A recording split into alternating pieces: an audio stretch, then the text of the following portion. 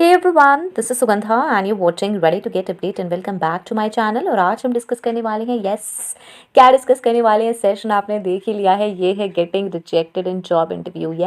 Reject हो रहे हैं हम जॉब इंटरव्यूज़ में, क्या करें। 3 रीज़न हो सकते हैं, बहुत ही जल्दी डिस्कस करूंगी। चलिए, तो सबसे पहला रीज़न हो सकता है नॉट फिट। भाई जॉब अप्लाई कर रहे हैं आप वहाँ पे एलिजिबिलिटी क्राइटेरिया चेक नहीं कर रहे हैं। कमेंट सेक्शन में आप मुझे कहते हैं मैम मैं इस प्रोफाइल से हूँ और मैंने इस प्रोफाइल के लिए अप्लाई किया था और नहीं हुआ। मतलब आप जिस प्रोफाइल से हैं उसके अलावा किसी और प्रोफाइल में अप्लाई कर रहे हैं और जहाँ से आपका कोई लिंक नहीं है, आपका कोई इंटरेस्ट नहीं है, बस क्योंकि आपको जॉब चाहिए थी इसलिए आपने अप्लाई कर दिया और फिर वहाँ कोई रिस्पॉन्स नहीं आया। ऐसे रिस्पॉन्स नहीं आएगा, आपको रेज्यूमे में कुछ ना कुछ तो ऐड करना पड़ेगा उस प्रोफाइल से रिलेटेड। या तो आपको इंटरेस्ट दिखाना पड़ेगा या अपने करियर ऑब्जेक्टिव, करियर समरी में उसे ऐड करना पड़ेगा, तभी कुछ काम बनेगा, ऐसा नहीं बनेगा। अगर आप एक सिंपल ग्रेजुएट भी हैं, तो सिंपल ग्रेजुएट हैं और आपको नहीं समझ आ रहा, आपने अप्लाई कर दिया किसी कस्टमर केयर की जॉब के लिए, तो कहीं ना कहीं आपको अपने करियर ऑब्जेक्टिव में तो मेंशन करना ही पड़ेगा, स्किल्स में मेंशन करना पड़ेगा कि भाई आपके पास ऐसी स्किल्स हैं जो कस्टमर केयर एग्जेक्टिव के लिए ज़रूरी होती हैं।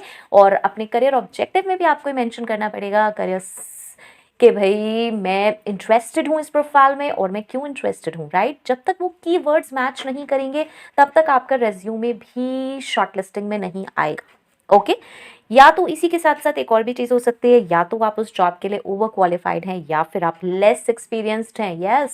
बहुत ज़्यादा देखा गया ये ओवर क्वालिफाइड, मतलब वहाँ पे सिंपल ग्रेजुएट मांग रहे हैं और रोल्स एंड रिस्पॉन्सिबिलिटीज़ में जो काम है वो भी सिर्फ ग्रेजुएट पर्सनल के लिए है। आपकी बहुत सारी डबल पोस्ट ग्रेजुएशन, ये क्वालिफिकेशन, वो वाली क्वालिफिकेशन, ये सर्टिफिकेशन, ये सब काम के नहीं है। मतलब आपके पास बहुत ज़्यादा अच्छी क्वालिफिकेशंस हैं, काफ़ी सारी हैं, और वहाँ पे जो जॉब है वो सिंपल एक ग्रेजुएट की है, पैकेज भी बहुत नॉर्मल दे रहे हैं, और जो काम है वो भी कोई ऐसा नहीं है कि उसमें बहुत सारा कोई भी सर्टिफाइड पर्सन हो वो ही उस काम को कर सकता है, राइट। तो ये देखना भी ज़रूरी है कि किस टाइप के आप जॉब प्रोफाइल पे अप्लाई कर रहे हैं। इसीलिए मैंने स्पेशली कहा कि जब जॉब पोस्टिंग पे अप्लाई कर रहे हैं, जहाँ भी अप्लाई कर रहे हैं, वहाँ की रूल्स एंड रिस्पॉन्सिबिलिटीज़, जेडीज देखना बहुत ज़्यादा ज़रूरी है।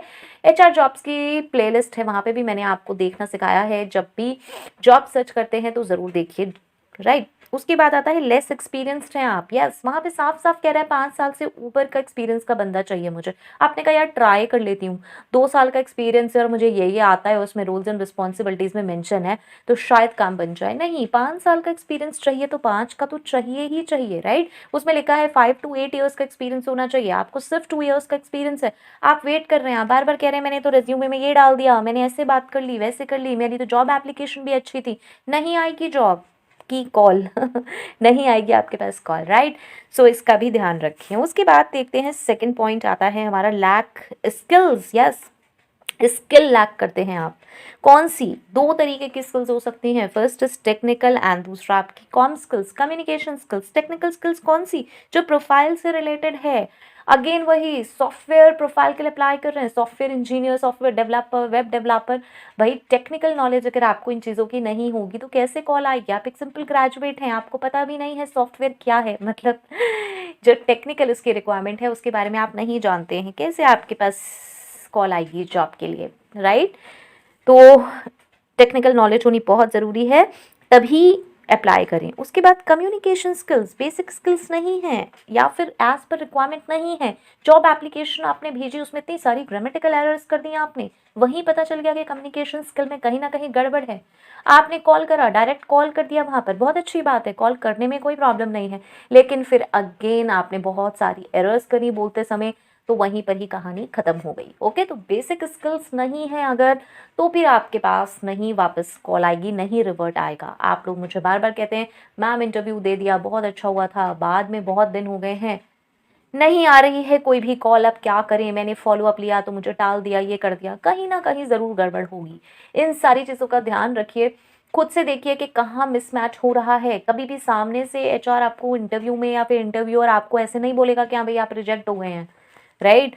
वो कुछ ना कुछ कह के आपको ये कहेगा we will call you and we will intimate you, इस टाइप से ही आंसर्स दिए जाते हैं, मतलब रिप्लाईज दिए जाते हैं जब आप पूछते हैं। बहुत समय बाद ही, कभी जब कंप्लीट हो चुका होता है बिल्कुल प्रोसेस, उसके बाद बहुत जगह से कंपनी में साफ बता भी दिया जाता है और बहुत जगह नहीं भी बताया जाता, राइट। तो जहाँ नहीं बताया जा रहा है खुद भी समझिए कि कहाँ कहाँ आप लैक कर रहे हैं। इसके बाद आ जाता है third, lack preparation, lacks preparation. भाई प्रिपरेशन तो करी नहीं, क्या नहीं करी प्रिपेयर, दो चीज़ों पे हमें प्रिपरेशन करनी है। First is resume, yes resume, cover letter. अगर यही सब ढंग से प्रिपेयर्ड नहीं है, वो पहुंचा वहां पे, ऑब्वियसली बहुत ज़्यादा नहीं देखा जाता, लेकिन कुछ चीज़ें हैं जो बहुत ज़्यादा देखी जाती हैं, जैसे कि प्रेजेंटेशन। नाउ व्हाट प्रेजेंटेशन, सितारे वितारे नहीं लगाने हैं। प्रेजेंटेशन का मतलब है कि आपने कभी पर भी कुछ भी चीज़ डाल दी है, जो चीज़ें इंटरव्यूअर को एकदम सामने चाहिए, जो शॉर्ट लिस्टिंग कर रहा है एचआर उसको चाहिए, एकदम से रिक्रूटर देख रहा है उसको एक सीवी में एकदम चीज़ें दिखनी चाहिए, वो सब कहीं मिसिंग है। पता नहीं आपने कौन सी स्टोरीज सी डाल दी हैं रेज्यूमे में जो वो मिस हो रही हैं, जो मुझे दिख ही नहीं पा रहा है कि भाई आपका एक्सपीरियंस कहाँ से है और क्वालिफिकेशन कहाँ से है, राइट। उसका एक प्रॉपर फॉर्मेट है, कुछ बहुत ज़्यादा नहीं करना होता, लेकिन ऐसे बनाना होता है रेज्यूमे के जैसे ही रेज्यूमे पे नजर पड़े तो उसमें कुछ बेसिक बेसिक चीजें एकदम से दिख जाएं और बस वो शॉर्ट लिस्टिंग में आना है या नहीं आना है वहीं से तय हो जाए। जरा सी भी कहीं डिफिकल्टी होती है, कुछ नहीं समझ आ रहा होता है, तो ऑब्वियसली वो क्या होता है, सीवी साइड हो जाता है कि यार चलो उसको फिर बाद में देखेंगे। बहुत बार ऐसा हो जाता है, बाद में देखेंगे, बहुत बार वो रिजेक्ट ही हो जाता है। बाद में देखने वाला सिनेरियो भी यही होता है कि पता नहीं कब नंबर आएगा, क्योंकि अगर कहीं ना कहीं कुछ भी कॉम्प्लेक्स दिख रहा है उसमें आपने बहुत सारी स्टोरीज से ऐड कर दी है, पॉइंट वाइज नहीं है, हेडिंग वाइज नहीं है कि भाई क्वालिफिकेशन यही है, एक्सपीरियंस यही है। अगर आप एक्सपीरियंसड हैं तो सबसे पहले आपका एक्सपीरियंस आ गया, स्किल्स दिख गई, काम दिख गया, तो बस हो गया काम। एजुकेशन में ठीक से एजुकेशन लिखी हुई दिख गई तो बस मेरा काम हो गया। प्रोफेशनल एजुकेशन दिख गई, बस हो गया। 2 4 5 चीज़ें मैंने पहले भी एक सेशंस बनाए हुए हैं जॉब एप्लीकेशन पे, जॉब इंटरव्यूज़ पे, रेज्यूमेस पे, वो सेशंस आप देख सकते हैं। नहीं मिलते हैं तो आप मुझे पूछ भी सकते हैं कमेंट सेक्शन में, मैं शेयर कर दूंगी, राइट। तो इस पे हम कई बार बात कर चुके हैं, टू लेंदी बना दिया, इररिलेवेंट चीज़ें आपने रेज्यूमे में डाल दी, उसका कोई फ़ायदा नहीं है। रेज्यूमे के फॉर्मेट में पहले भी दे चुकी हूँ।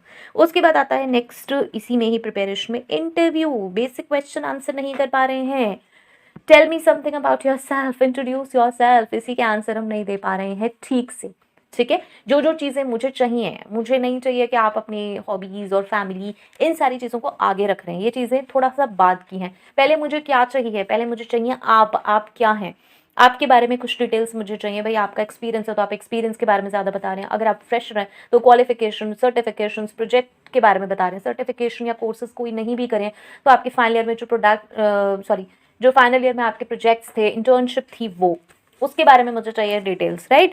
सो ये सारी चीज़ें हैं, फेक हैं, रियलिस्टिक नहीं है। इंटरव्यू की प्रिपरेशन करके गए, बहुत ज़्यादा लेंदी क्वेश्चन आंसर्स आपने लर्न कर लिए, वो बेसिक से जो कुछ questions and strengths and weakness के, why should we hire you, what do you know about our company, ये सारे क्वेश्चंस आप प्रिपेयर करके गए, लेकिन आपने क्या किया, आपने इनके बहुत ही बड़े बड़े हाइपोथेटिकल से क्वेश्चन आंसर्स तैयार कर लिए, आंसर्स तैयार कर लिए, और आप वो बोले जा रहे हैं। नहीं, जेन्यून जेन्यून, बिल्कुल जेन्यून देखने चाहिए आप, रियलिस्टिक होनी चाहिए। हमेशा मैं कहती हूँ, मैं कभी भी सिंपल आंसर्स इसीलिए नहीं देती हूँ, आई अवॉइड। सब लोग मुझसे कहते हैं कि मैम सिंपल आंसर्स इसके ज़रूर दें, लेकिन मैं बिलीव नहीं करती हूँ सिंपल आंसर्स में, इसीलिए क्योंकि आपका अपना क्रिएटिव आंसर होना चाहिए, और and that should be short and crisp. वो बहुत ज़्यादा कुछ नहीं होना चाहिए, जो चीज़ें उसमें ऐड करनी ज़रूरी है वो ज़रूर होनी चाहिए, बिना बात की चीज़ों का कोई मतलब नहीं है, right.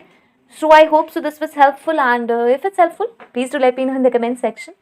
Till next video, all the very best. Bye bye.